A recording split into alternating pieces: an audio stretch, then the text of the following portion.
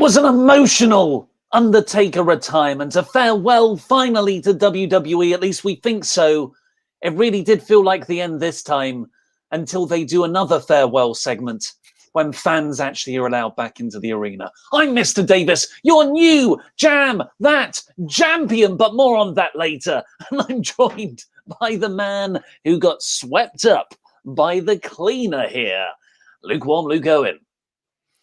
Yes, not a great performance by Team Lukewarm last night. It was indeed a complete whitewash. It was a whiter wash than Phase 1 of the MCU.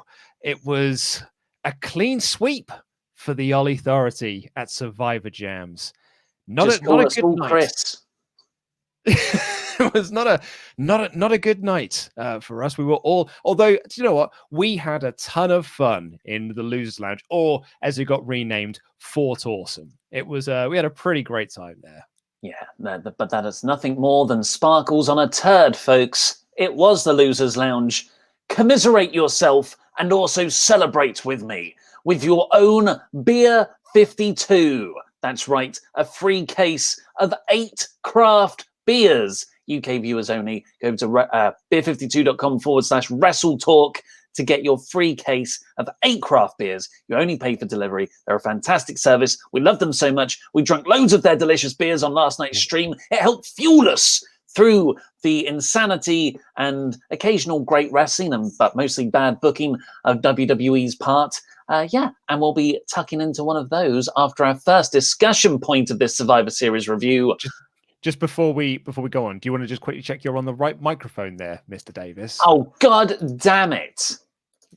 Jam that No, champion. I'm not. The boss, people. The boss, ladies and gentlemen, never has the right microphone plugged in. Just wait for it. Oh, sorry, we'll wait. Also, by the way, I've actually got a bit of a headache after last night. After drinking all those porters from Beer 52, drowning my sorrows from losing the championship. Is this the one? It is not the one. I mean, you sound fine. Like we can get away with it. It's not showing up. Oh, mate. We had a lot of technical issues, folks, at the start of this stream. Mr. Davis couldn't hear me. So much so, we had to bring Laurie in to find out if it was me that was broken or if it was Davis that was broken. Turns out it was Davis. His headphones weren't working properly. And now, look how puzzled. There it is. That's the one.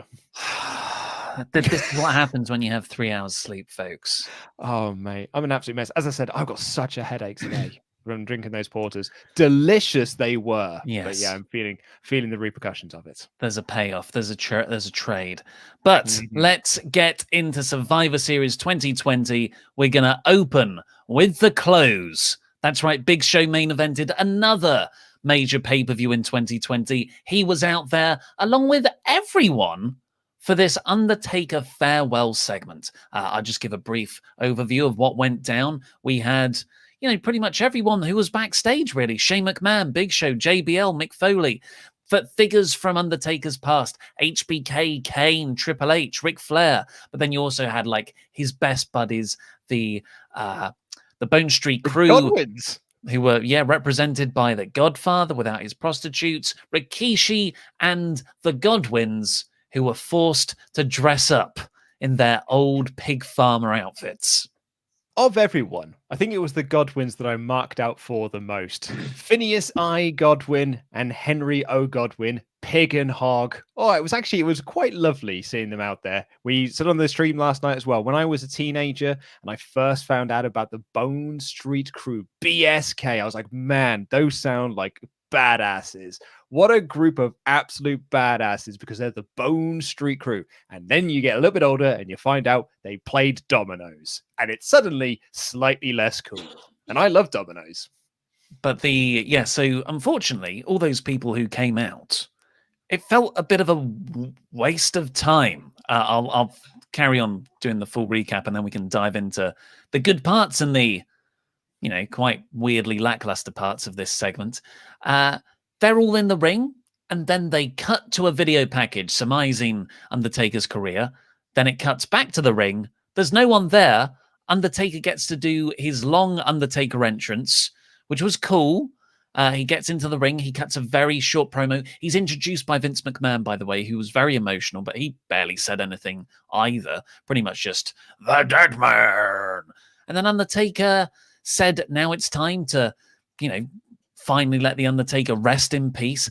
He got down on one knee and saluted the urn held by Paul Bearer in a rare, subtle use of AR technology or holograms or whatever they use to pop in Paul Bearer. And then, Undertaker walked out to artificial crowd noise of pre-recordings of other crowds in pre-pandemic times saying, thank you, Taker.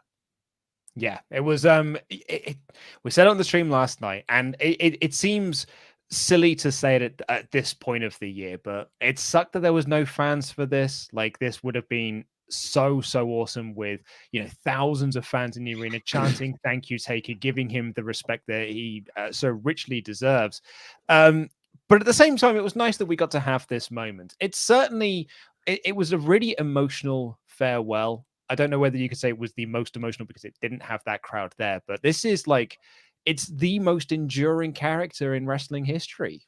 Finally going out. A lot of people were sat there waiting for the Fiend to come out. A lot of people were sat there waiting for them to do a big angle. But no, this was literally just the Undertaker came out, he said his piece, and then he left. This was an actual retirement of the Undertaker. Are we calling that? Are we 100% certain? This is how jaded we are as wrestling fans. Like, they wanted to do a lovely segment where Undertaker got to have his mate go out to the ring, and then he went out and did a retirement. But we're all sat there going like, yeah, but where's the Fiend? Where's the payoff to this angle? Is he really retired? I don't think that's my fault for being so entitled. They've done Undertaker retirements for 2 decades. I never said entitled. I said jaded, because we are jaded wrestling fans being like, come on, where's the angle coming? When's the Saudi money coming to make him do another match? It's you people, is what Luke said. So, this was fine. This was nice. I don't think it's the best thing ever, like some people on social media are saying. I don't think it's the worst thing ever either. Far from it. It's just a thing that happened to close a pointless pay-per-view. Now, this sounds like I'm being really down on it.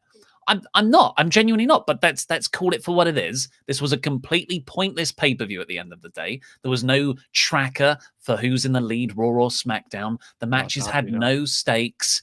And then at the end, there's this Undertaker farewell thing. Granted, the timing is perfect. 3 decades on since he first debuted. Why wouldn't you do something for The Undertaker? Should you do a complete farewell to the guy? I'm not sure, because I think this segment, no one's going to remember this segment. Wouldn't you want your final... But hear me out. Okay, yeah. Really? You're going to remember... I'm going to remember a bunch of people coming down to the ring who each got their own entrance of about 30 seconds long. This went 35 minutes in total.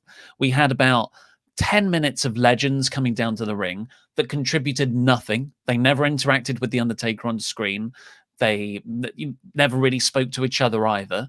Then we got a video package that we'd already seen on the pre-show. Then we got Vince McMahon not saying anything of note either. He simply did an introduction. Then we got Undertaker coming out to do his final bit to a completely empty crowd. The only thing that I really found touching and affecting, apart from the sort of momentous significance of the occasion, was the really, really beautifully done Paul Bearer tribute. I think this was a nothing segment. I'm not saying that's bad. I'm just saying I think the Undertaker deserves a bit more. What would you have done differently then? I would have waited until crowds could return, and I would have had a proper, I think these segments are better served on Raw on TV, and dedicate the final hour of an episode of Raw when you've got 5,000-6,000 people in attendance, and have people come out, share stories, maybe have like an exhibition match at the end, a 10-man tag or something, so you can hide them in there. Yeah, I'll do something like that. Yeah, I mean, I don't think you're particularly wrong on this. I do disagree with you. I think people will remember this because I think people will choose to remember this. While I don't think people will go. It wasn't a home run segment because I think like all the legends taking what felt like half an hour to make their entrances that eventually led to nothing. They just Thanosed away, and then Vince was there after the video package. But I do think that people are going to choose to remember this segment because as wrestling fans, we are very nostalgic and we do love our nostalgia and our rose tinted glasses. And so we will love the fact that Undertaker got to have all of his friends come down to the ring, that Vince McMahon did a little speech for him, that The Undertaker got to cut a promo on the 30th anniversary of his debut.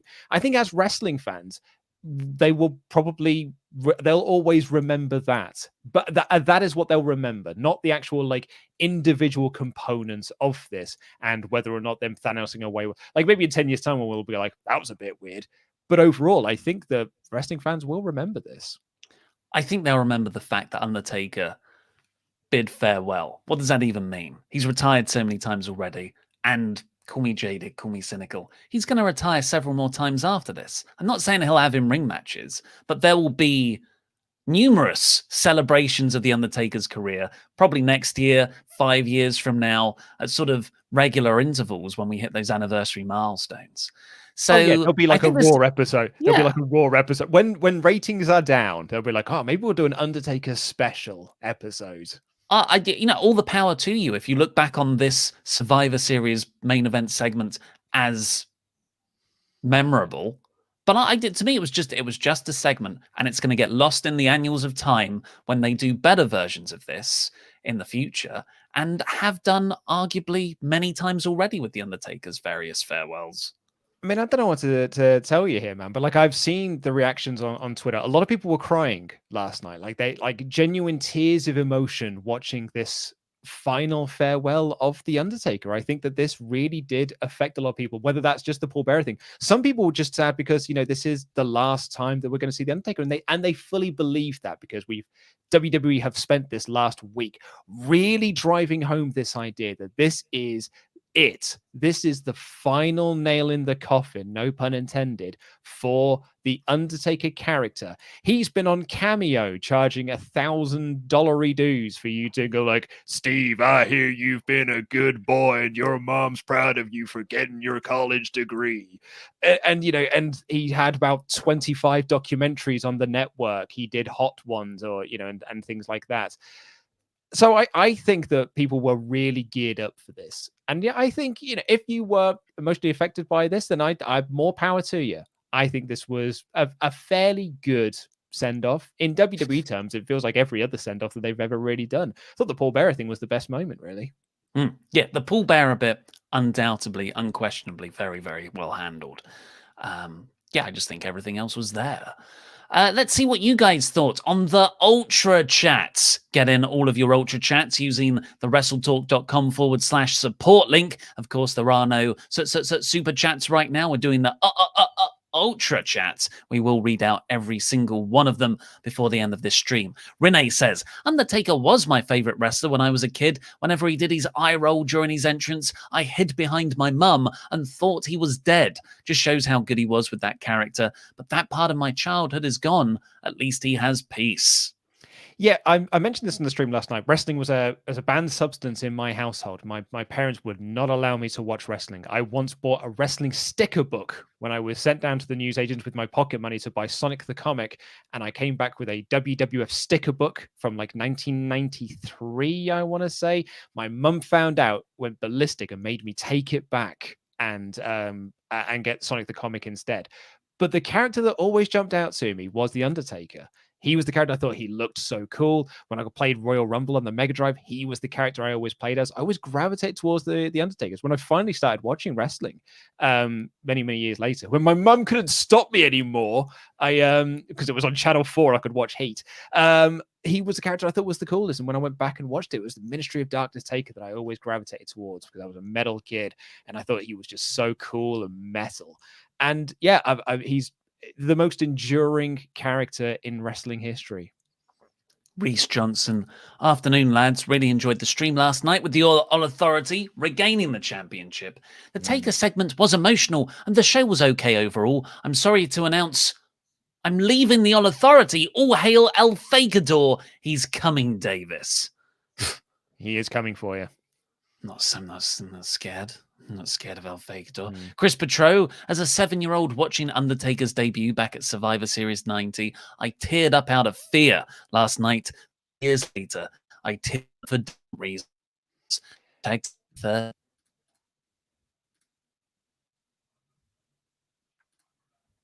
Cool. Can you hear me? Yeah, your internet really crapped out for a second, and I was wondering if it was mine. All right. Should I read that again? I'll read that again. As a 7-year-old watching Undertaker's debut back at Survivor Series 90, I teared up out of fear. Last night, 30 years later, I teared up for different reasons.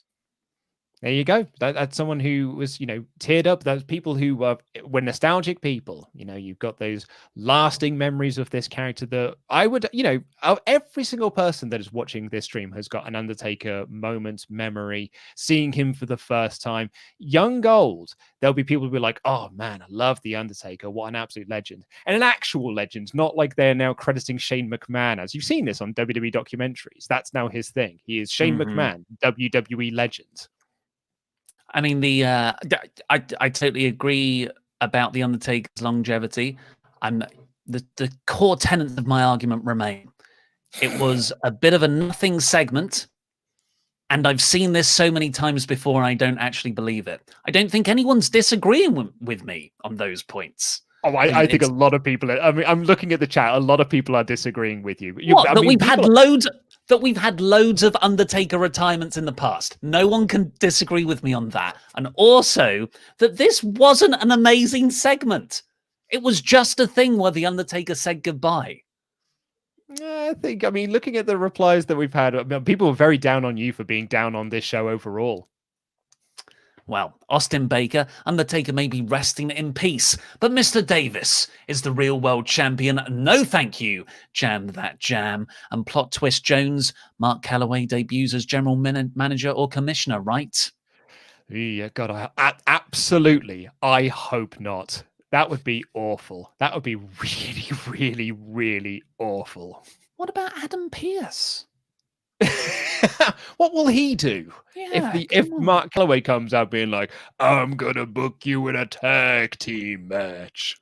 Well, everyone getting your super chats to wrestletalk.com/support, ultra chat, sorry. We will read out every single one of them before the end of the show, and go over to beer52.com/wrestletalk. Get yourself a case of 8 free craft beers, which I'm going to tuck into this one. Ooh, go for it. Tell you what it tastes like, even though I am a little bit hungover anyway. Hair of the dog here. Same this here, is bud. from Touchstone Brewery. That chocolate orange pastry stout last night was absolutely delightful. It was lovely. So, not to be confused with the Axe Edge, this is a special edition brewed with the addition of Sorachi Ace hops to make the normal Axe Edge recipe, Buxton's flagship pale ale brewed since 2011. This edition has an early and late dried hop, and the hops providing plenty of citrusy lemon notes to complement the bitterness backbone. Oh, all the free stuff's starting to fall out of my magazine here. Ferment. Tasty, tasty stuff. Well, before we get on with the full play-by-play review, shall we do the official handing over of the Jam That Championship belt? Well, once again, I am no longer your Jam That Champion. Morning.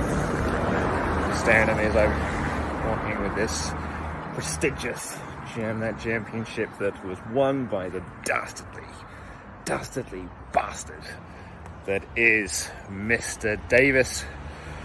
Just go wait for another bemused taxi driver to come and pick up Goldie, Jamie. God, I'm going to miss her. Or him. I haven't quite gendered it yet. Doesn't need to be gendered, really. I'm going to miss it, is the broad strokes of this conversation. Actually, I have to do with him getting there quickly. I'm fucking freezing. Oh, here he is. Morning, boss. I'm very well, thank you. How are you? Not bad, thank you. So, just taking this. Yeah. It's for Ollie. Ollie, okay. Yep. Thank you very much. Yeah, he knows. Thank you, dude. So, once I get you, you will track. Yes, he's going to track it, yeah. All right, no worries. Perfect, thank you.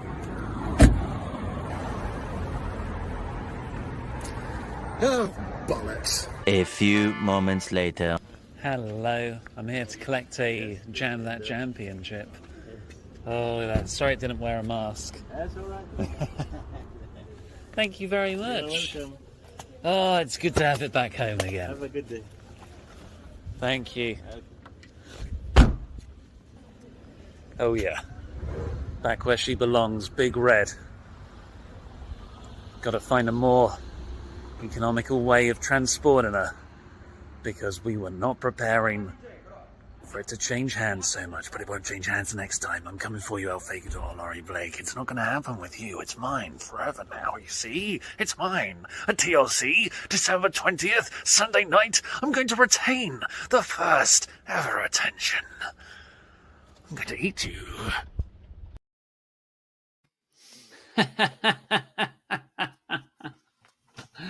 It really would, Dustin Pylon. It would have been cheaper to get a second belt. We didn't count on it changing hands literally every time we did this gimmick. But it has again. Your three-time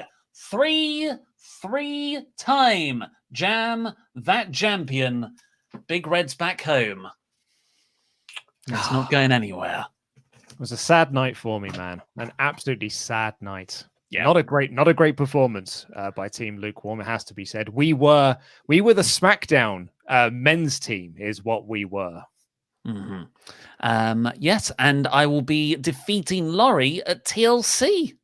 So set your reminder, Sunday the 20th for that.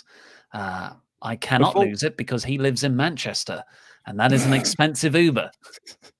And before we go on, we do need to go through the overall, because it was the season end for Wrestle League as well. So let's go through the results of that. Because Pete gifted you 5 points at a previous pay-per-view. I can't remember which pay-per-view it was now.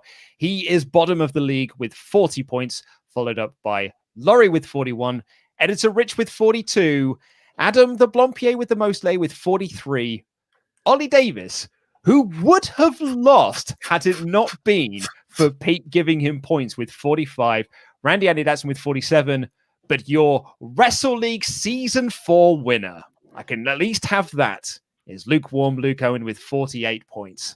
That's actually now the second Wrestle League that I have won. How many have you won, Mr. Davis?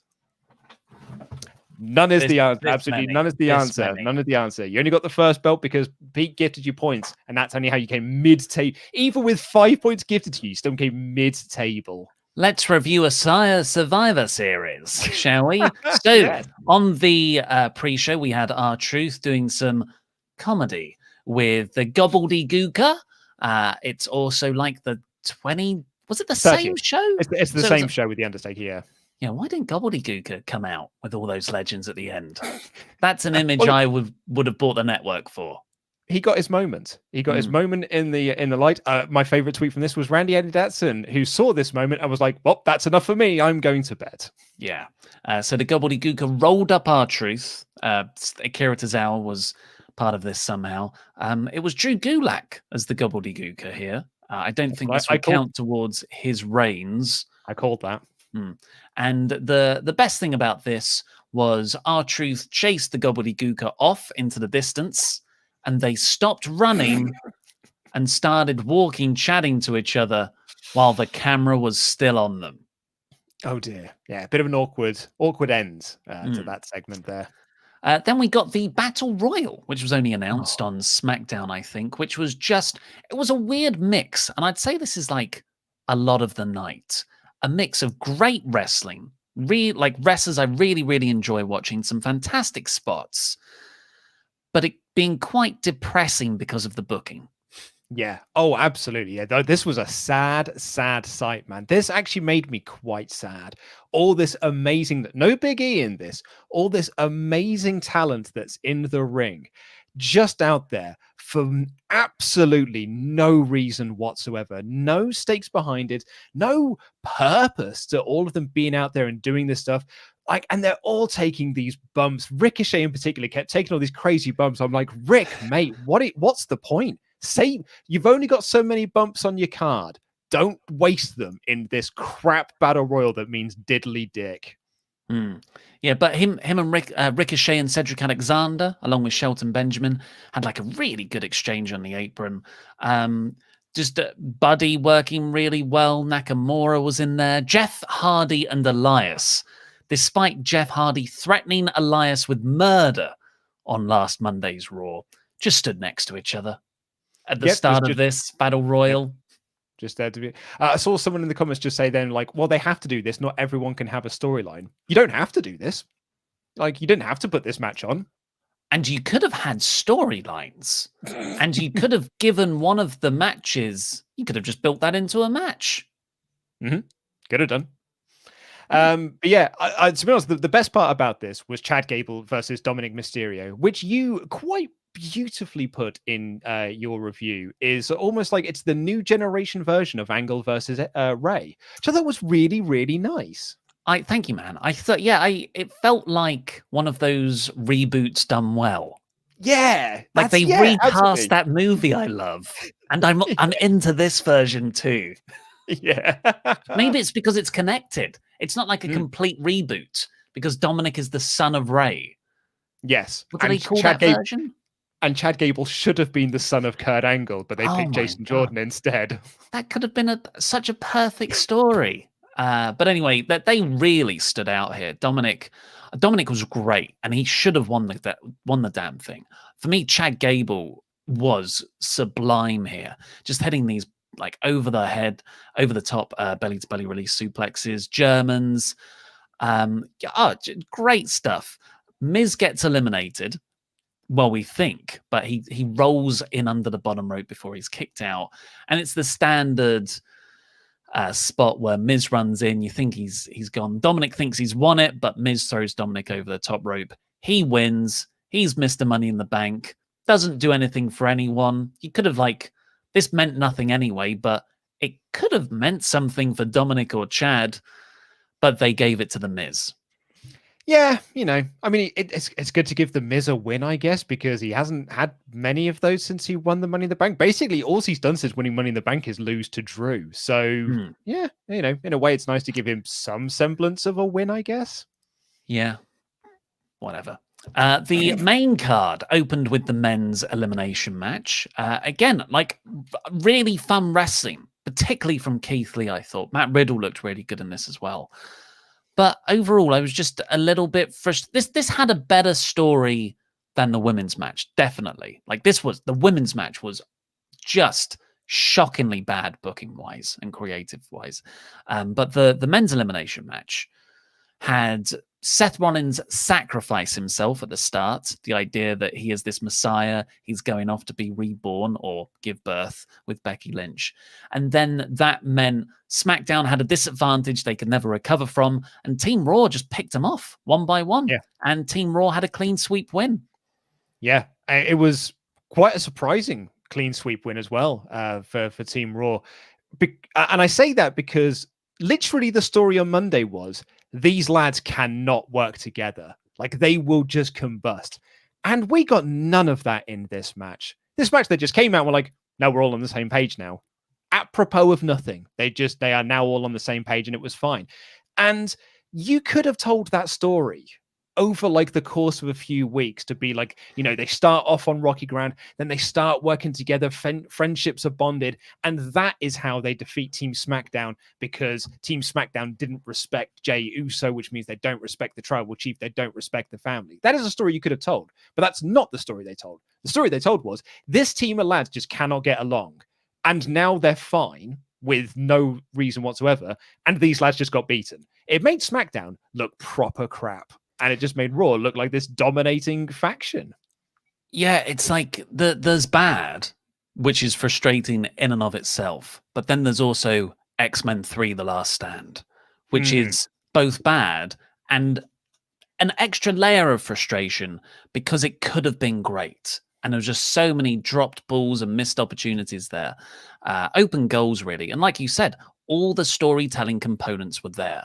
You had that story to tell about Team SmackDown, disrespecting Jay. The Jay narrative arc throughout the night, I thought was really well done.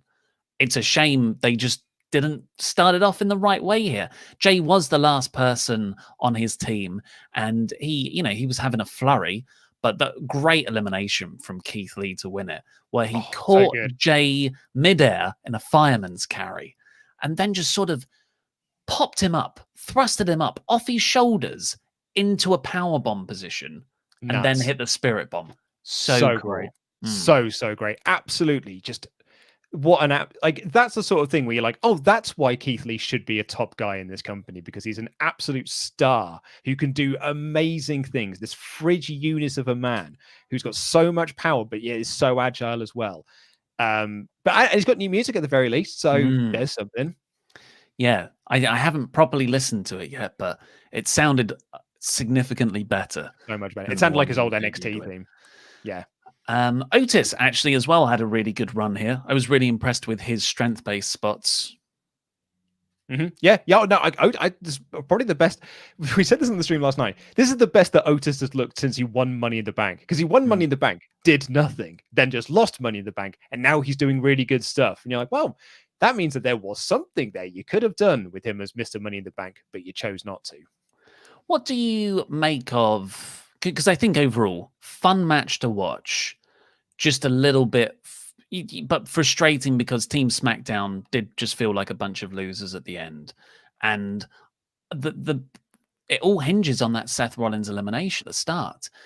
And I get the reasoning. I get people saying he is a messiah, he's sacrificing himself, he's despondent after the Murphy match, and now he's looking for a rebirth. But I just don't buy it. I'm holding my judgment on this one, because I'm curious to see both the Raw and SmackDown after Survivor Series to see if there's any fallout to any of this. Like, is there going to be any fallout of Team Raw being this cohesive unit that completely dominated SmackDown? Is there going to be any fallout of Seth Rollins sacrificing himself? Is that going to lead into a feud with him and Kevin Owens again? Is it going to lead into a feud with him and Baron Corbin, or him and Jay, or what have you? If there's something that comes out of this, then grand. If he just disappears, then I don't quite get it. And if Team Raw just carry on like nothing happened, then sort of what was the point? But really, like, we kind of already said this, but they didn't keep score this year for like which brand actually won, which made the matches even more pointless. Yeah, this was the sort of first one, because it was the first match of the night, and the commentators didn't really put over anything about Raw technically winning the pre-show match, and this also being a Raw win. I mean, what was the overall? I think it was 4-3 Raw. Okay, so SmackDown really no good this time of year. Oh yeah, really not. Right, but after that, I thought this next match was absolutely terrific, and it's, how has this match not happened already? I feel like it's a match that should have happened a gazillion times. But that's a credit to WWE for actually like keeping these two teams apart. And that's why this match felt like it was a big deal, because they've never been on the same brand before. And now we're finally going to get to see this. It was the same with like, Shield versus New Day, where you're like, oh man, yeah, I actually really want to see that as a 6-man tag. This is a tag team match that as soon as it was announced, I was like, yeah, absolutely, exactly. I want to see Profits versus New Day.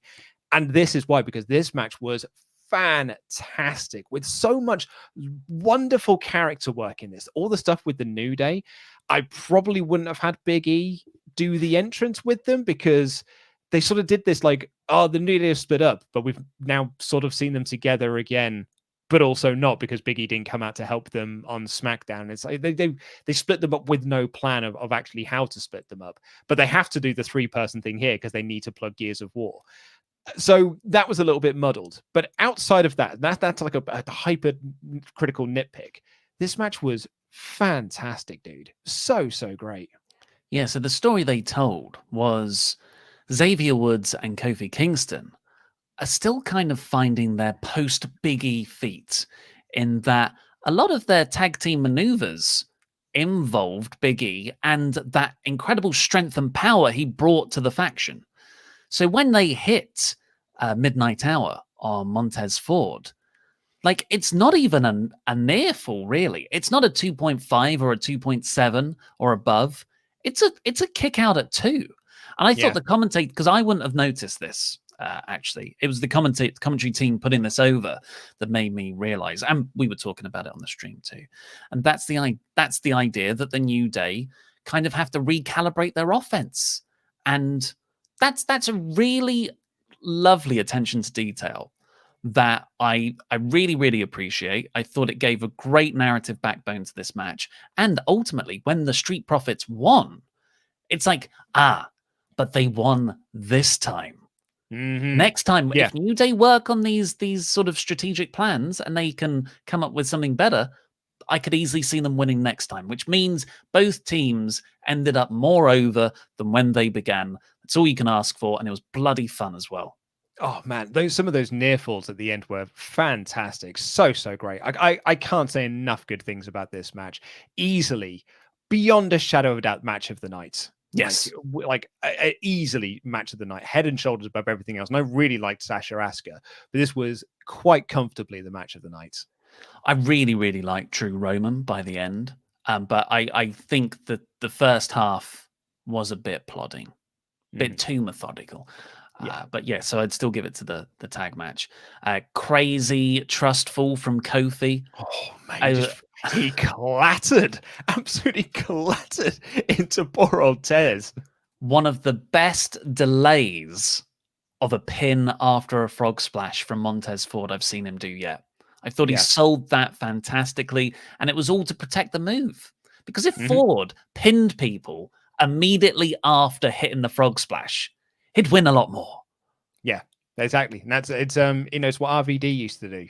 It's the actual selling of the move as well, which actually makes the move itself feel even more impactful. That you doing this move hurts you to do. I think it's great. Tez is an absolute talent, man. I've said it since day one of this place. Future WWE champion Montez Ford. And the New Day put the Profits over big afterwards, embracing them, raising their hands. Very nice to see. Very well done. Just top marks. Brilliant. After that, we got Bobby Lashley taking on Sami Zayn. And the way I described this in my review was it was exactly what you would have expected from this match, but longer. Yeah, this went too long. Like, for the story they were telling here, this went too long. This needed to go at most 5 minutes. But it went probably double that. Let's find out, actually. What is the match time for this? Yeah, I'd be very curious now. Because if you tell me it was 5 minutes, I'm going to be absolutely stunned because it did not feel like it was 5 minutes long. It was 7 minutes 50. Oof, mate. Those last 2 minutes there felt like an absolute eternity. Yeah. But I did really like the finish of this because the story of this was that Sami Zayn was trying to get himself DQ'd so he can pick up the win. And he had this great moment where he was trying to escape up the ramp and he bumps into MVP and falls over. Like, he takes a big tumble and then he's shouting at the referee, "This man tripped me. He's interfering in this match." And MVP standing there going like, "I didn't touch him." And then Lashley distracts the referee. So MVP literally interferes in the match and throws him into the ring so that Lashley could put on the Hurt Lock for the win. I thought it was a really, really fun and creative finish. Probably could have just done that 3 minutes in, and you'd have had a much more impactful time. Yeah. So that's what happened. Bobby Lashley tapped him out. Exactly what we all thought was going to happen, really. Yeah. After that, really good stuff backstage. Jey Uso and Jimmy is there too, goes to see the head of the family, Roman Reigns, and he's not a happy dog. He's a grumpy dog. Because as Roman lays out, really, really just sort of threateningly, he's got such a menace behind everything he says these days, like a credible menace. And one thing I never got from Roman in his babyface run was credibility. So I'm really glad to see how strong he's bringing that to his character. But he said that you lost because you couldn't control your team didn't respect you, which means they don't respect Roman, which means they don't respect the family. It's beautiful. And it was just brutal. Yeah, and he sent him home. Yeah, but did he though? Oh, do you think? No, I don't think Roman was on that.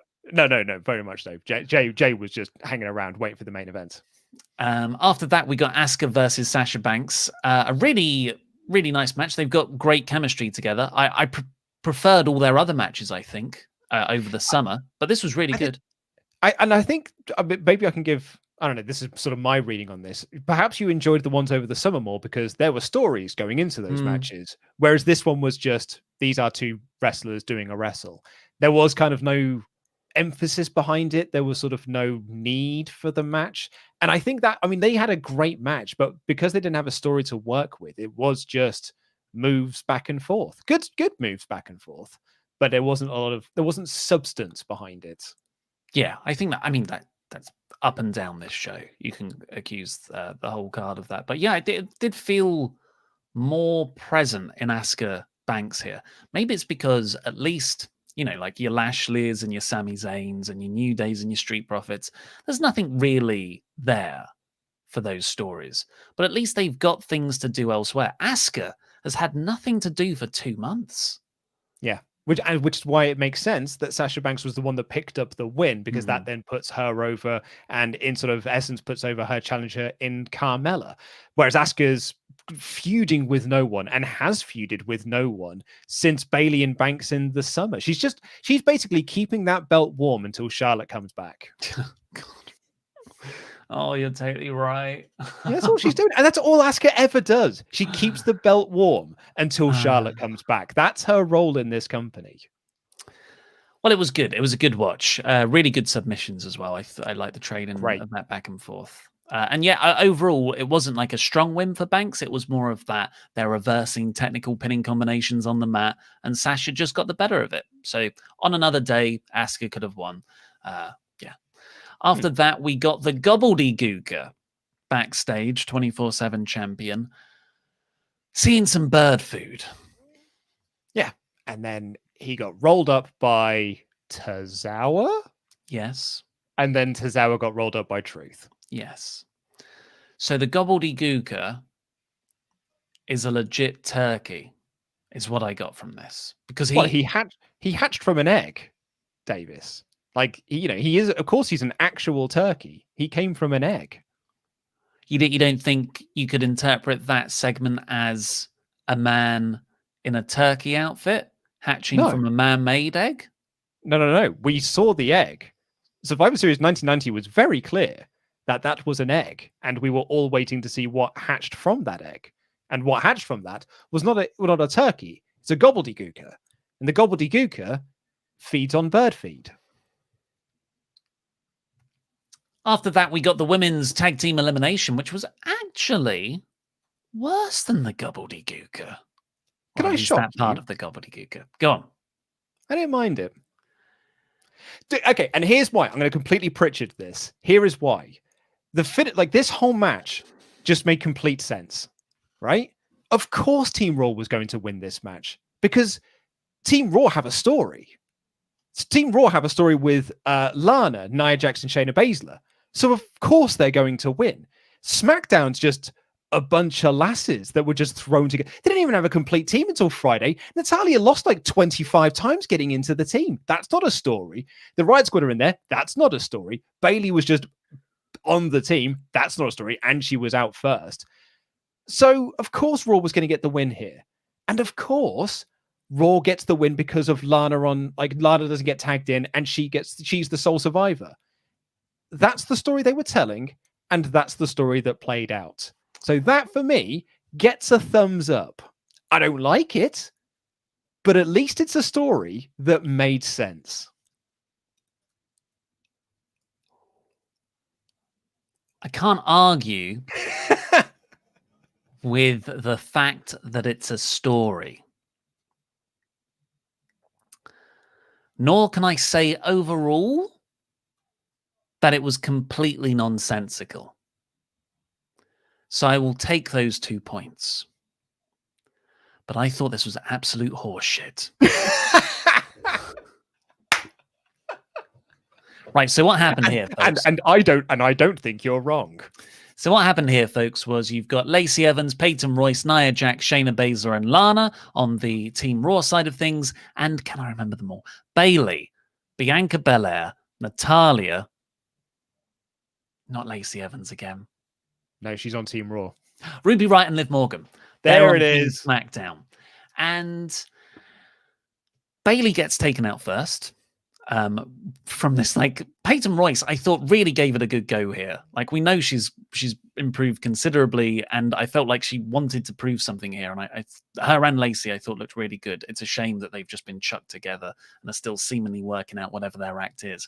But Peyton hits this superplex off on Bailey to the outside to 7 women waiting to catch them, and they miss all of them.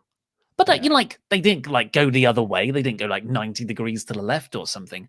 No, that mass of people just parted. Like I said, it was like a knife through butter. It parted like the red and blue sea. Yeah, that's a good one. So that sort of led to Bailey's elimination. Arguably the biggest star, credible threat, the way the division's been presented, taken out right from the get-go, just like how Seth Rollins was in the men's. And that kind of meant Team SmackDown could never recover. Natalya went, Lacey Evans went, and then this is where there was a really, really smart elimination here, where Shayna Baszler has the Kirifuda clutch on Ruby Riott. Ruby Riott rolls her up, actually pins Shayna Baszler because Baszler's shoulders are on the mat, but Nia distracts the referee. By the time the referee turns round, Ruby Riott has passed out, and Shayna can just pin her. Yeah, I really like that. Although it then sort of holds a big question mark over the next elimination, because she gets the Kirifuda clutch on Bianca, I think. Belair, yeah. Bianca Belair, yeah. Liv Morgan got eliminated somewhere as well. And she gets it on Bianca Belair. And Bianca Belair passes out, but they fall into the ropes, which I thought was actually a really lovely spot, because her falling into the ropes, although she passed out and is eliminated, because she was in the ropes, it can't count. You know, that it's an out of bounds thing. That I really liked. But then Shayna Baszler, like a doofus, kept the hold on and got DQ'd for it. And then Bianca rolls outside, gets beaten up by Nia Jax for a bit, then can't get back into the ring. Both get counted out. Lana is the sole survivor. God. The ending was so awful. Like, they had to find a way for everyone to get counted out in some way. But like, I've seen so many people say, oh, this match put over Bianca big. Like, did it? She lost twice. She lost twice in this match. She passed out, and then she got counted out. And like, Peyton got put over strong. She got 1 elimination. Great, it was Bailey, but like, it doesn't mean anything. She's not getting a push off the back of it. She's in a crap tag team with Lacey Evans. So I don't think that Bianca was put over big in this match. I don't think Shayna was put over big. Nia Jax in this match got hit with the Riot Squad's finish, and her selling was to tag out. Like, not take a bump, was to tag out. I like Nia. I think she's a good character. I think she gets, a very brutal end of people's judgment sometimes. But I thought I like her work as well when it's safe. But I thought that just no selling of stuff that went over that line of I am a tough wrestler and I am not selling your stuff. Like how Thunder Rosa does really well. She does that really well on AEW at the moment, to use a sort of recent example. Nia Jax, the way she just batted off people's offense when they were wrestling their hearts out, I found very, I don't know, what's the word? Not disrespectful, but a bit maddening. Yeah, it was really like, it was the Riot Squad spot that really pushed it over the edge for me, which is like, they hit their tag finish on her. She doesn't take a bump. She just falls into the ropes and tags out. Like, you don't sell a move by just by doing a legal tag to someone. I don't get it. Yeah, it felt like Kevin Nash at his worst. Yes, that's absolutely right. It's a total Kevin Nash move. That's a total Kevin Nash thing to do. You're absolutely right on that. But it's not like the booking was going to help anyone anyway, because as we've said, in WWE's weird obsession with, I don't know, they don't want anyone to look strong, but they don't want anyone to lose either. So, the whole Shayna, Belair, and Belair, like, just about, she's half in when the referee's like, oh, there's the 10 count. And Lana's, of course, still legal, like she's left on her team. I just thought it made Belair look like an absolute dork. And like I said, throughout all of the weeks of build, to what end? To what end? Lana is the sole survivor. She celebrates like she's won the match herself. She's meant to be a babyface here. She's celebrating like the lucky chicken S-word heel. Before that, she's meant to be the babyface, the bullied babyface underdog. And she's on the steps just sulking. She's a natural heel, I think. It's hard to properly empathize with her in that way. I think Liv Morgan's a great babyface. Like she's got the right sort of facials and connection with the crowd to pull that kind of thing off. But yeah, I just don't get what the point is. You've got a Lana who will never seriously be taken as a title contender or a top star in this division, not by the fans and not by the company itself. They're not booking her as an actual wrestler. They're booking her as a joke.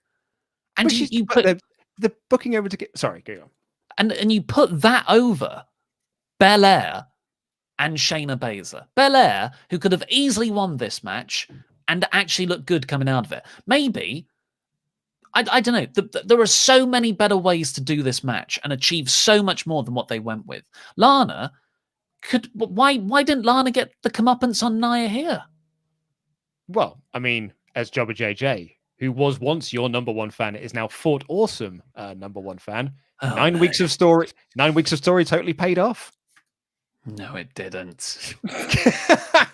Anyway, I've said my piece. I thought this was, again, not the wrestler's fault. Well, Nia Jax's work sort of was annoying, but I thought everyone did really well. Bianca's so great. Shayna's great. Peyton's great. Liv's great. Just the booking is going to bury them in the ground. And to all those people who think that Peyton Royce was put over strong in this match, she got one elimination and was then eliminated pretty much immediately afterwards. So it's not like she went on a massive tear. This was not like a star-making performance. She just got a pin. And to a crap sharpshooter, no one taps out to Natty Sharpshooter. Natty, by the way, such a moron in this match, applies the sharpshooter to the legal person. Someone gets into the ring. So she stops doing the sharpshooter on the legal person to do the sharpshooter on a person she cannot tap out, allowing Lacey Evans to punch her in the face. What an idiot. An absolute idiot. She also stomped on someone's boob, didn't she? She lost her footing. You know, when you step through. Yeah. Who was it? I can't remember. I think it was actually on Peyton. I think it was when she eliminated her because like it was a really bad sharpshooter she put on. Thankfully, the main event I really, really enjoyed. It was Roman Reigns versus Drew McIntyre in the battle of who has the longest, wettest hair. I love both these guys. It was they do it every year. They pull out a top champion versus top champion at Survivor Series that I really genuinely want to see. And yeah, the opening 15, I think this went 25 minutes overall. Longest match on the card. Yeah, longest match on the card by a minute. The women's was next. And the first 15 minutes were quite plodding, but there's an argument that methodical pace needs to be there for the stuff at the end to work. That is kind of Roman's shtick now. Not in an Okada way, but in a sort of more Randy Orton way. So I think some fine-tuning can be done there. But then it went very much Paul Heyman near the end. Spear through a barricade. Samoan drop through the announcer's table twice because somehow an announcer's desk didn't break despite Drew McIntyre being dropped on it. Christ. It's reinforced, man. You've got it. They're big beefy boys out there now. You got to reinforce that. And yeah, they get in a brilliantly timed spot where Drew hits a Claymore reversal of a spear, knocks over the referee, ref bump. That lets Jey Uso run down, some tomfoolery, low blow, and Roman chokes out Drew in the guillotine. Yeah, really, this protected Drew a lot, this finish, but also put over the character of Roman Reigns. So both characters got over in the end. That's a massive thumbs up from me. Do you know what? This totally made up for the complete snorefest that they did at WrestleMania last year. Oh, completely. yeah. What would have been the most boring match on the card if Triple H and Batista hadn't shown up to comfortably take that. And the characters are so over. The performances are so over. They're so like in tune with what their characters are and mean. They know what their stakes are. Like these guys actually made this match feel like there were stakes. There weren't really stakes, but it almost felt like there were stakes to this. And yeah, I really, really dug it. Really dug it. Yeah, really, really like this. And it wrapped that bow on the pay-per-view night-long story when Roman stared down Jay for a long time at the top of the ramp. I love how deep Roman's character is because I didn't know whether he was going to attack him or kiss him. And either action would have been justified, sort of in his own psyche. But yeah, it was. He ended up hugging him, and I love it. I really, really like that. Love it so much.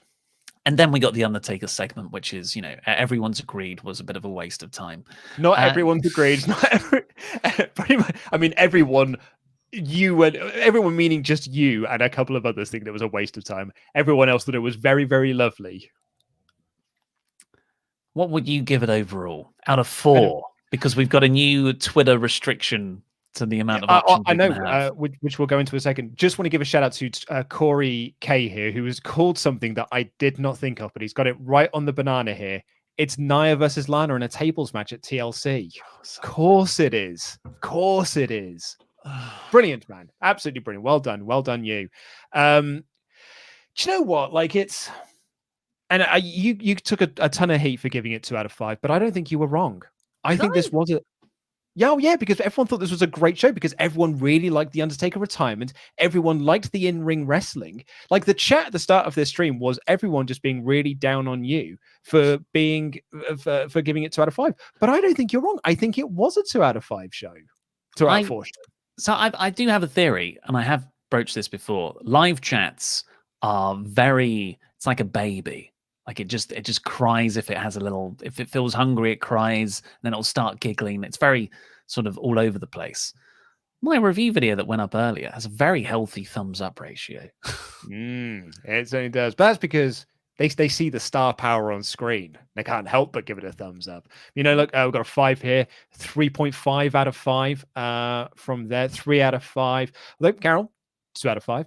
We have got our Twitter game up, and the poll is officially, it was rated good, 56.6. That is a healthy lead there for good, with poor coming in at second place with 18.7% of the vote. So yeah, everyone very much, by the looks of things, I can't say everyone, but the large majority of people really, really enjoyed the show. And I would wager a lot of that is people who really liked the Undertaker moment and really liked the Undertaker retirement. You're right, and those people are represented right here. Let's just have more of these 2s out of 5s. Yeah, 1.5. Yeah, cool. Yeah, nice. Hey, super. Wow, man. Vector Man shout out there in the chats. Don't see that very often. Love a little Vector Man shout out.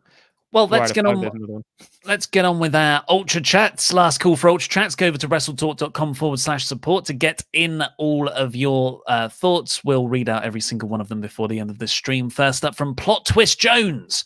Well, Adam Pearson helps Mark out as the general manager, not the dead man. Then Adam turns on him because that would have been his job next Survivor Series match. LOL. Adam Pearce. Versus not Adam Pearson, as you've incorrectly put. It'd be so much better if it was Adam Pearson. I think the GM role would be so much better if it was Adam Pearson. Richard Martinez. Some odd years ago, my friend played a WWE video game where he played as The Undertaker, and I was immediately pulled in. I've been a fan ever since of wrestling and The Undertaker. I really hope he gets inducted into the Hall of Fame when fans are back. He'll be in the Hall of Fame next year, I reckon, for the Mania Hall of Fame next year, if they do one. Did they do one this year? Did they do it at some time? No, they didn't. And we can do this all again. Matthew Makovsky. I don't care. So one last thing I would say about on The Undertaker. Whenever I tell people what I do for a living, they're like, "Oh, what do you do?" And I was like, "Oh, I host this YouTube channel that talks about wrestling." Guarantee you every single time, The Undertaker's still wrestling. Because those are people who haven't watched wrestling for like 20 plus years. They'd be like, as a joke, we'll say like, yeah, is The Undertaker still wrestling? And you'd be like, yeah, he actually is. And then you get that real shocked look. Finally, now I can say, no, he retired in 2020. Yeah, sure. Matthew Makovsky. I don't care what anyone says. That main event effing ruled. 3 fantastic matches last night. Main event being Roman versus Drew there, I think. Riley Finlayson, loved the live reaction stream. Honestly thought the match of the night was Drew Roman. The traditional Survivor Series matches were terrible. Love Adam Blompier and everything he does. So glad Luke brought him in. Can I get a yes, please? You can do, but it doesn't feel like the right time since I lost the championship. But you can still have a yes, please from me. Let's get a yes, please train going up in the chat. Thank you all so much. I am loving not hearing the Get Rowdy horn. Dr. Doom! That Survivor Series show just seemed plagued with bad endings to most matches. The Street Profits versus New Day match of the night, could not carry this frustrating show. Yeah, something a lot of people were also pointing out. Team SmackDown just were not breaking up pins. Team Raw doing it all over the show. Team SmackDown literally watched Seth Rollins get pinned and did at no point did one of them think, I can just get in there. It's very close to me. I could get in there and break this up. They just stood there and adore. Anthony David Brewer. I thought the match between Drew and Roman was fantastic. Maybe the best one since Roman's return. Also, what is your favorite Survivor Series match ever? I think it's the Team Authority versus Team Cena from 2014. Love that match. So great. And it's not about brand loyalty, which puts me off a lot of the. So I know a lot. I really enjoyed the 2016 one. Don't get me wrong, but brand loyalty means nothing to me. So the 2014 one completely pitches it for me. I've got to give a shout out to Goldberg Brock Lesnar. Like I said in my Parts Unknown video, that you 100%. should go and watch YouTubers recall their favorite Survivor Series moments. I changed the way I looked at wrestling. So great. The Epiley-Man. I enjoyed the show last night. I've now learned to accept that Survivor Series is the one night a year that I can ignore all the stupid storylines and enjoy some good wrestling. But the booking last year was better, but I thought overall the match quality was above average. Yeah, I'd say that's fair. Yeah, I hate Survivor Series. It proper just gets in the way, and this show that they don't care about this show. They don't care about this pay-per-view concept whatsoever. Riley Finlayson. I feel like it's dream fantasy booking, but Seth slowly bringing all the members of the Survivor Series into his fold, believing in the greater good, and then going against someone. Not sure who. Could be an Uso. Reigns could be great. Reigns versus Rollins. I don't want to see Baron Corbin teaming with Seth Rollins or Kevin Owens for that matter. That doesn't work for me, I'm afraid. Yeah, I think he's taken some time off. Ethan Adamson Joseph. Hi guys, first Ultra Chat. I got a question for both ya. Did you get DIY vibes, Ciampa kills Johnny vibes when Roman and Jay were standing atop the ramp? Yeah, a little bit. Also, what if Lana cost the match on purpose to get back at Nia? Would have been better. Yeah, totally. That would have been better. Bianca could have won. Yeah, but that still doesn't really put over Bianca either. At the end of the day, that's just but it's better than what they did. Plot Twist Jones says Woods X is not. Xavier Woods is not silent. He doesn't like that. Imagine New Day Street Profits Uso TLC matches. Yes, please. Xavier Woods. Ben Michael Waller, the new Peen That Peeny and Oily David. Lol. Adam is the first time the BX useless name at redacted days. No lol. Jobber JJ, hello lads. Great streams last night. Was quite the train wreck while having some fun of that peen. I think my review of Survivor Series sums up the most in about 5 seconds. Title of your pay-per-view. LOL. Eddie Carter, 1, Luke, while obviously you'll be gutted to have lost the championship, are you not slightly relieved? I suppose my shoulder is slightly lighter, although, I actually wore the championship to put it over, whereas Davis puts it on the floor. 2, Ollie, you better wish that your team was not so good now, fella. I also sure it was Adam who was going to turn. Everything is Fakeador. I'm not scared of Fakeador. I'm not scared of him. And TLC... first ever successful championship defense. He once locked you inside of YouTube. Remember, he trapped me in a closet for weeks on end. He trapped you inside of YouTube. Mm-hmm. Congrats on the championship wins from Carol Wands. Congrats on the championship win, Ollie. I concede defeat. I did my best no matter how much I cheer. There was no winning against Vince's booking. I still support Luke and always will, but there will be no get rowdy from me for a while. Hashtag Team Luke. Neither Carol. Oh no, Carol, I'm so sorry. We did lose to bad booking there. The Jan one Ryan B. Jan. The thing is, I think it's important to point out that a lot of people say, but if I try my best, it will be okay. I think this is an example of no, a lot of people's best isn't good enough. Jam one Raimi Jad. Soon everything will be Fakeador. Charles Berg. I'm neutral, no sides for me. So I will say first, congratulations to Ollie. That was a dominant victory. Luke, you brought shame upon your dojo. We'd influenced this idea, but I wish Taker went boopity scoop, scoopity whoop, drops the mics and then leaves. I'm guessing we didn't get one last bloop. Andrew, I warned you not to trust Fakeador. Now he's coming for you. He's in Manchester now. He can't get me. Alexis says, popped for the he's a grumpy dog in that voice. Congrats on the big win, Mr. Davis. Do you want to give it one more time? Who's a grumpy dog?